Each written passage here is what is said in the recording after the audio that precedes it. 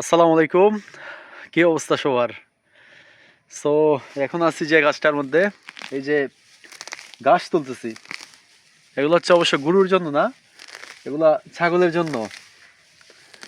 আর এই যে লাউয়ের যে বাগানটা আপনারা দেখছেন, এটা হচ্ছে আমার না, এটা আমাদের এলাকারই এক বড় ভাইয়ের।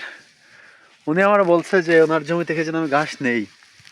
এই যে খুবই সুন্দর সুন্দর ঘাস, এগুলো কিন্তু ছাগল খুবই মানে মজা করে করে খাবে। ঘাসগুলো দৌত করে নিচ্ছি।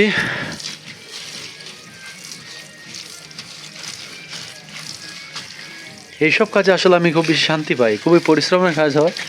যদি অল্প পরিশ্রম করছি, সামান্য কিছু ঘাস, কিন্তু আসলে এগুলা ময়লা আবর্জনায় কি করতে হয় আর কি। আব্বার পরামর্শ এবং দিক নির্দেশনা সহযোগিতায় ছাগল পালন সহজ হয়ে গেছে।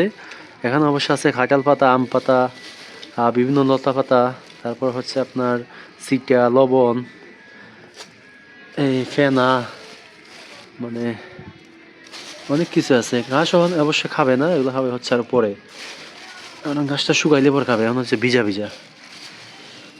সো এগুলো হচ্ছে আব্বার পরামর্শ এবং দিক নির্দেশনা, এরকমটা করছি।